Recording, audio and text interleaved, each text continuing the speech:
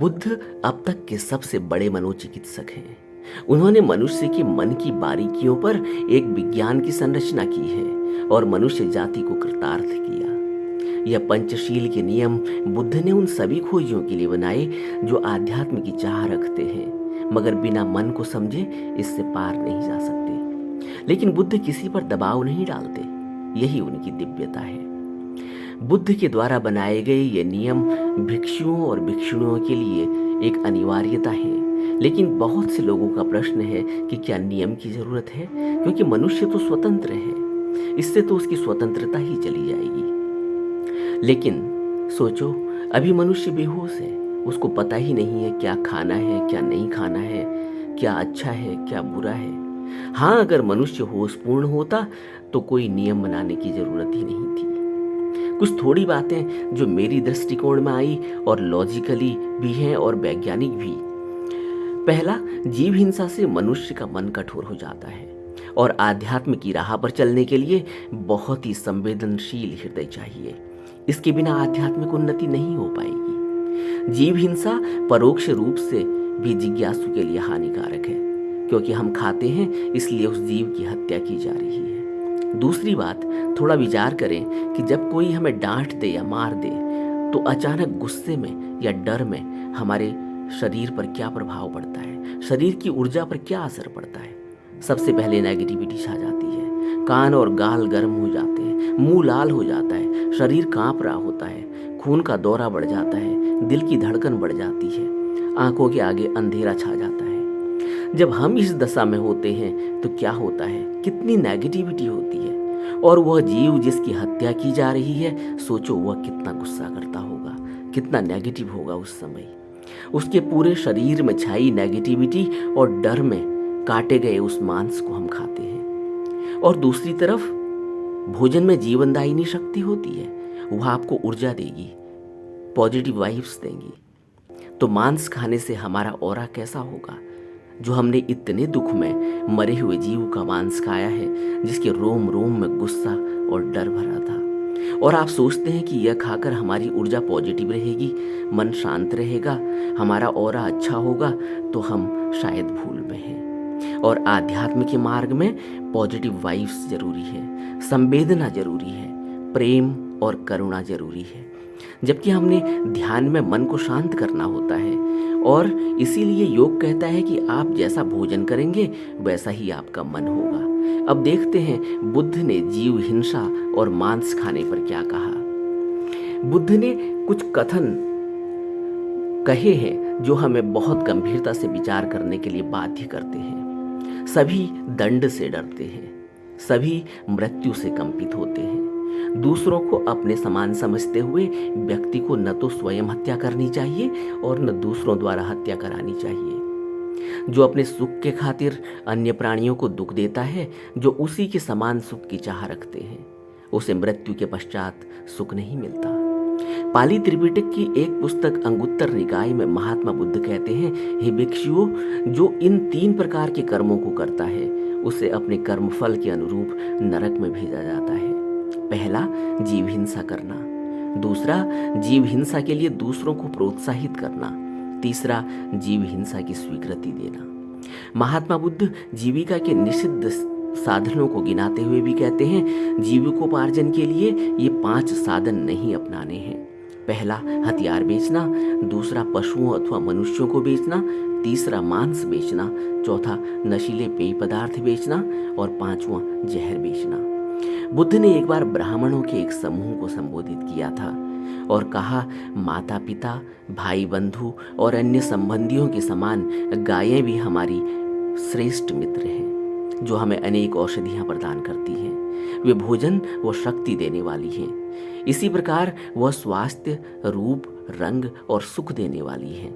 यह सब जानते हुए ही पूर्व काल के ब्राह्मण गौहत्या नहीं करते थे। सुत्त निपात के 3रे अध्याय में बुद्ध स्पष्ट करते हैं कि मनुष्य कर्मों द्वारा ही सच्चा ब्राह्मण बनता है, जन्म द्वारा नहीं। एक ब्राह्मण केवल स्वयं ही जीव हिंसा से परहेज नहीं करता, बल्कि वह दूसरों से भी जीव हिंसा नहीं करवाता। वे कहते हैं, कमजोर या भयभीत अथवा शक्तिशाली सभी प्राणियों के प्रति जिसने हिंसा का त्याग कर दिया है, जो न हिंसा करता है और न करवाता है, उसे मैं सच्चा ब्राह्मण कहता हूँ। प्रसिद्ध महायान ग्रंथ लंकावतार सूत्र में मांसाहार को बहुत गलत ठहराया गया है। इसमें बुद्ध बोधिसत्व महामती के सामने अपना जो विचार व्यक्त करते हैं, उसके कुछ उदाहरण हैं। भगवान बुद्ध ने महामती से कहा, महामती, बोधिसत्व जो स्वभाव से करुणामयी हैं, उन्हें अनेक कारणों से मांस नहीं खाना चाहिए।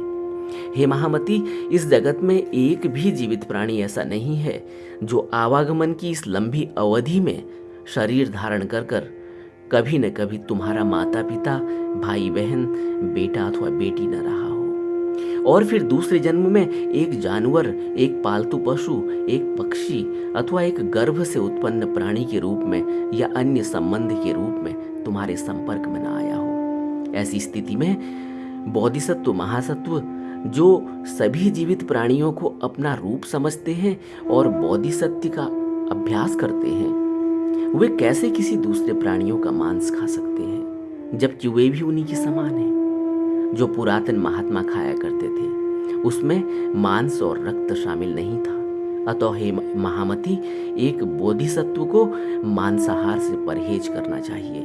बुद्ध कहते हैं, करुणा के मार्ग पर चलने वालों के लिए मैंने हर जगह हर समय मांसाहार की मनाही की है। जो मांसभक्षी हैं वे शेर, चीते, भेड़िए आदि के रूप में वैसे ही स्थान पर जन्म लेंगे। अतः मांस मत खाओ, क्योंकि मांसाहार मुक्ति के सच्चे मार्ग में बाधा डालता है। मांसाहार से परहेज करना यह एक ज्ञानी व्यक्ति की पहचान है। पंचशील का दूसरा सिद्धांत है चोरी या ऐसा काम जो आपने दूसरे की जानकारी के बिना किया है, इससे मन पर असर पड़ता है। बुद्ध एक मनोचिकित्सक की दृष्टि से देखते हैं। जिस मन से हमें जागरूक रहना है, उसको स्थिर रखना है, उसमें एक डर बैठ जाता है। जब हम चोरी या बिना किसी दूसरे की इजाजत के कोई वस्तु ले लेते हैं, डर में मन हिल जाता है। वह न तो स्थिर हो सकता है और न ही ध्यान में टिक सकता है, क्योंकि उसमें एक हलचल है कि किसी को पता न चल जाए, मैं पकड़ा न जाऊं, और वह तरह तरह के अपने को किस तरह से बचाया जाए इन विचारों में खो जाता है। जबकि ध्यान साधना में मन में विचार नहीं उठने चाहिए, यह परस्पर विरोधी बात हो गई। तीसरा, काम वासना। समस्त प्रकार की इच्छाएं, कामनाएं एक अंधे कुएं की तरह हैं जो कभी नहीं भरती, और इनकी दौड़ में मनुष्य अपनी समस्त मन और तन की ऊर्जा को गंवा देता है और पागलपन का शिकार हो जाता है।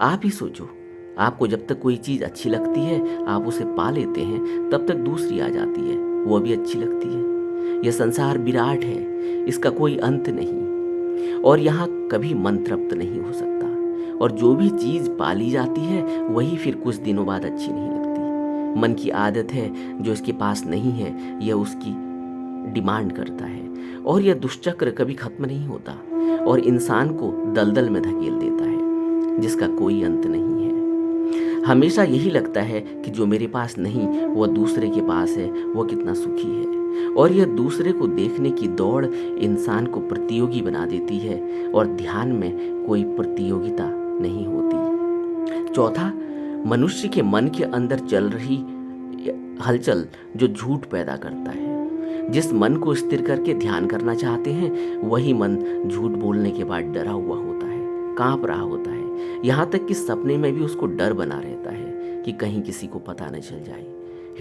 हृदय की धड़कन बड़ी होने के कारण शरीर पर अनावश्यक दबाव पड़ता है। जिस शरीर को स्थिर करके, मन को स्थिर करके ध्यान करना होता है, वह शरीर और मन में तालमेल ही नहीं रहता। वह कांप रहा होता है, हमेशा सहमा सहमा रहता है, मुंह छिपा रहा होता है, मन को भय से दौड़ा रहा होता है, एक झूठ को छिपाने के लिए न जाने कितने झूठ तैयार करता है और दुष्चक्र में फंस जाता है। पांचवां, पंचशील का सिद्धांत है नशा।